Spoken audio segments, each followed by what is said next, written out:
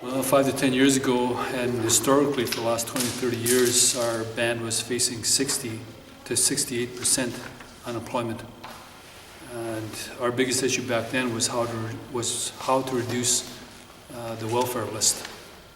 We're no longer talking about that. We estimate our welfare list is maybe down to 10%. And anybody that really wants to work in our territory can now get a job. In fact, I can't remember the last time when you could quit the job that you're working today and you could go work for another job for another company. That's the difference between now and 5 years ago.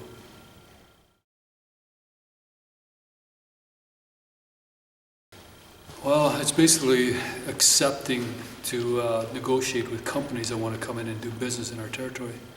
And it's using case law principles to get them to our table, along with government. But it's the industry and their proposed development actually brings the jobs and the training opportunities. It's not really us. We help subsidize where we can.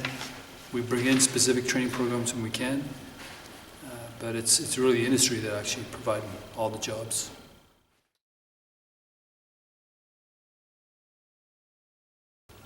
There's a lot of different reasons, but if you're going to get into this type of industry or any type of initiative, I really highly recommend you do your homework on the qualities and the nature and the characteristics of the product you're talking about.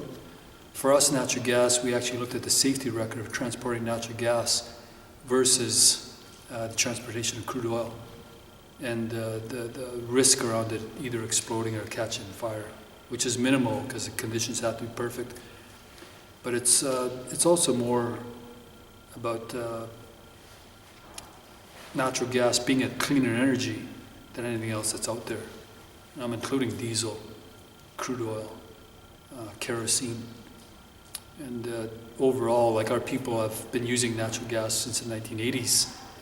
But when you go look at China, for example, they're living off nuclear, crude oil, diesel, anything coal, anything they can get their hands on to provide energy, and that's providing a ton of emissions. We talk about emissions in Canada. We have no idea what emissions actually looks like on the ground until you go look at China. And they're looking for a way out just like anybody else. How do they get away from dirty fuel? And how do we move into cleaner fuel? And I don't think clean energy right now is defined as not really ready to fill up that need.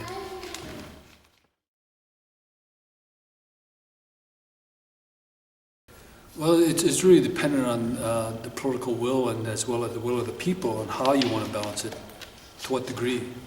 For us, we make it, the administrative body actually looks at addressing what would be the council's concerns in terms of protecting the environment. And that's the kind of message we get is from our people in terms of what to protect and what not to protect and are they willing to forego.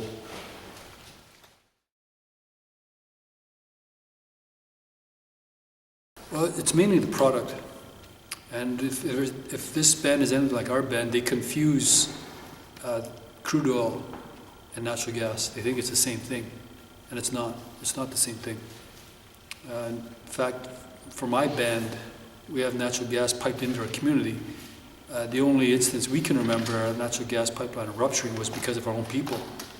They dug where they shouldn't have dug, and that leaked into the atmosphere for about 20 minutes. It had nothing to do with the company. It had nothing to do with the pipeline itself. It was because of our mistake.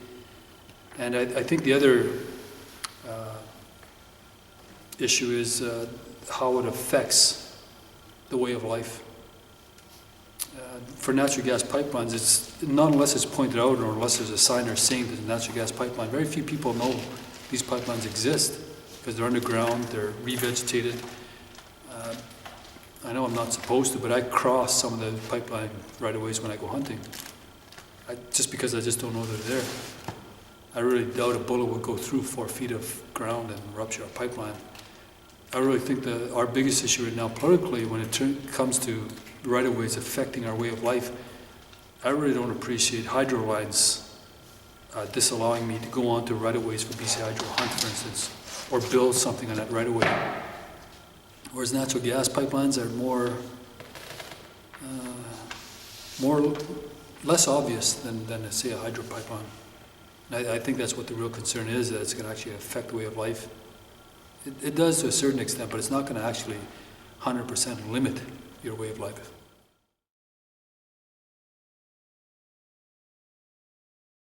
Well, I've heard a lot about the way of life and emissions and right-of-ways and how to deal with the government.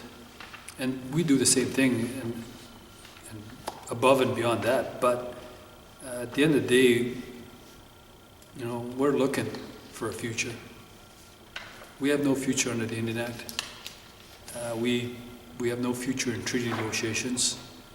But our people still deserve a job. They still deserve a house, a mortgage, the truck, the quality of life that they want. And if they want to be independent, then you're not going to get it under the Indian Act. You're just not going to get it. And your council's hands are tied under the Indian Act as it is. So if you're really looking for a future for your people, then there's no project on the books that's going to come in and give you 100% of what you want in terms of environmental stewardship or return. But it's all got to be based on what your people want and what do you think your people deserve. And that's why we're looking at natural gas. It's the safest yet, and it actually promises what Canada and BC couldn't deliver in the last 40, 50 years.